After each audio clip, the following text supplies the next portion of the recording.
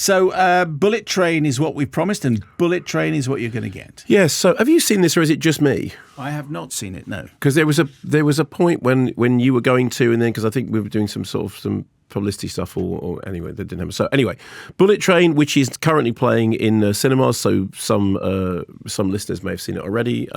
Action comedy directed by David Leitch, who directed Atomic Blonde, which I have to say I like. Did you ever see Atomic Blonde? I did not. He did. Did he do the first John Wick? He's uncredited on the first John Wick. The first John Wick is actually, as far as I remember, let me just check this. First John Wick is Chad Stahelski and then David Leitch, uncredited apparently. Atomic Blonde in 2017. Fast and Furious presents Hobbs and Shaw. And Deadpool 2. Deadpool 2 is the not good Deadpool. I kind of quite liked Deadpool. Deadpool 2 I thought kind of really overstayed its welcome. Anyway, this is based on the Japanese novel Maria Beetle by Kotaro Osaka, which was described, I haven't read the source, described by critics as a darkly hilarious game of musical chairs. Mm-hmm. Book was apparently adapted into a stage play in 2018, which says something about that musical chairs thing. So it's on seats of a train. The source is set in Japan, as is the film, but the film stars Brad Pitt and Aaron Taylor-Johnson, and there was some pre-release controversy about whitewashing the source material by making this, led by Western actors. Brad Pitt is in Tokyo. He is a hitman. He is introduced to the sounds of Staying Alive. Get it? He says... Ironic. Okay. He says... Hello, Alanis. Yes, I'll leave a message with Simon. Is that a fly in my Chardonnay? And he's got in his ear a familiar voice of his handler. And he says that I'm the new improved me. He doesn't want to be doing what he's doing. He wants to be getting out of it. But the point is, this is what he does. He's working under the codename Ladybug. He wants to do something different. But he says, even when I'm not trying to kill people, someone dies. His mission puts him on the bullet train, which I think is 16 coaches long. I think the train he rides is 16 coaches long. Why do you keep saying that? Train I ride, 16 coaches long. Mystery train, never mind. With instructions that he has to get a briefcase which is full of goodies. Also on the train, however, is a rogues gallery of comedically nicknamed hit people whose fates are twistily intertwined, including, most notably but not solely, Tangerine and Lemonade, played by Aaron Taylor-Johnson and Brian Tyree, British assassins, both sporting blimey accents and an unfunny obsession with Thomas the Tank Engine. Then Joey King's Prince, who is an assassin who looks like a kind of posh finishing school girl. And then the rest of the film has an abundance of famous faces and cameos, many of whom are in the trailer. And if you've seen the film already, you'll know. But I'm not sure which ones you're allowed to spoil and which ones you're not. Here is a clip from Bullet Train. Oh, Lemon. Tangerine. You're bleeding, mate. Oh, it's not my mate. Oh, it's not yours? Yeah, I know. I don't bleed. Oh, in that case, just leave your jacket open, let everyone have a good old look. Yeah, I want everyone to see my tie. Pull your coat together so no one else notices, Lemon. I think they'll notice the childish code names first, but if we're going to stick with fruit, why not apple or orange? So what's in this case? Are we doing this? You know what's in the case. Money. It's always money. Tangerine's are sophisticated. Oh, now he's calling them fruit Yeah, sophisticated. they cross-hybridise with other fruit. They're adaptable. Like me. And why my lemon? Because you're sour. No one likes lemons. It's bollocks, mate. Lemonade, lemon drops. Got a sore throat? Lemon meringue pie. When was the last time you ate a lemon meringue pie? Lemon drizzle cake. I'm sorry, are you talking about lemons? Quite like lemons. I just heard code names. Now, he's right. Yeah. Lemons are great. I know. I love lemons. Just forget the lemons thing, right? Okay. So, gangster geezery, having that kind of conversation on train. Who does that sound like? And Brad Pitt. It sounds like Guy Ritchie, right? It could be a Guy Ritchie. Yeah. It is basically a Guy Ritchie film. Okay, so this was produced. But that makes me feel a little bit nervous. Mm-hmm. This was developed by Anton Fuqua, who made Training Day and who is now the producer. The film seems to have changed a lot in development. I mean, bear in mind, I knew nothing about it until I saw it and then just did some basic background research. Tim Rothman, who's the executive, said, this summer we've got Bullet Train from David Leitch with Brad Pitt, a pure, original, R-rated, rock'em sock'em action movie for grown-ups.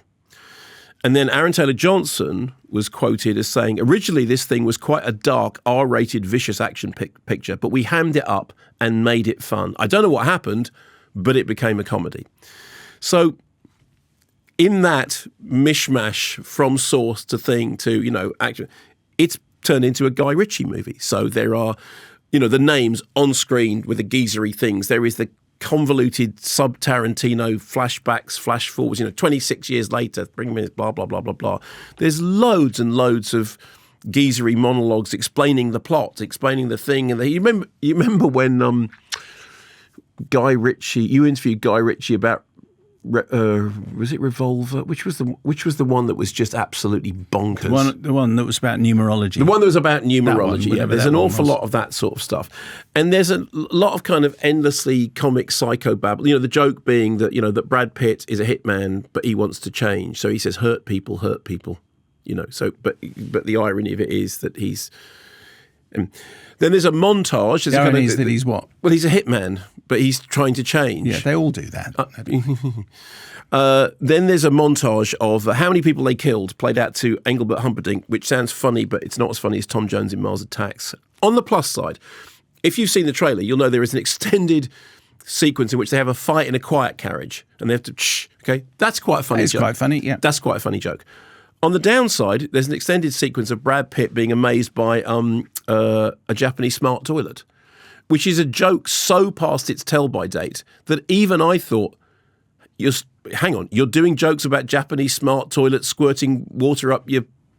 Jacuzzi. No, she went of her own accord. Hey. But, I mean, even I thought, I'm sorry, that joke is... That's in the wrong century, isn't it? We don't make that joke anymore. That the last time those jokes were acceptable, well, I mean, even then, even in Lost in Translation, everyone thought, okay, they went, fine. Then there's an extended Snakes on a Train riff, which reminded me that the best thing about Snakes on a Plane was when we did that thing about change one letter, and the best thing, Snacks on a Plank. Well, it's either Snacks on a Plane or Snakes on a Plank. Yeah, Snacks on a Plank was my favourite. There are several versions of I'm Forever Blowing Bubbles, and lots and lots and lots of increasing amounts of ropey bullet train CGI. I think it is significant that the trailer of Bullet Train is more entertaining by some distance than the film. And the reason is that sort of smart-ass, humour and action-y violent stuff is fine for about 4 minutes. It's really stretching a point when it's over the length of a feature film. And also, if you think about something like I always said the problem with Deadpool was that although I thought Deadpool was funny, Deadpool wasn't Kick-Ass, which of course starred Aaron Taylor Johnson, who is terrific in it. That film is kind of the high watermark of what you can do with a violent, darkly comedic action movie. And I've always quoted this. I remember Nigel Floyd saying when he saw Kick-Ass the first time, he thought this must have been what it's like to see Clockwork Orange the first time. I can't believe they're going there. This just felt massively derivative. I mean, it really felt like a Guy Ritchie film by any other name. And yeah, there are, there's a couple of interesting jokes in it, but the extended riff about Thomas the Tank Engine is the key to everything. The whole this twist with that and the thing, and then everybody, and then it's just not. And then every single cameo is and then it goes CGI, and then she turns up at the end, and then it ends. And I have to say, I was massively underwhelmed.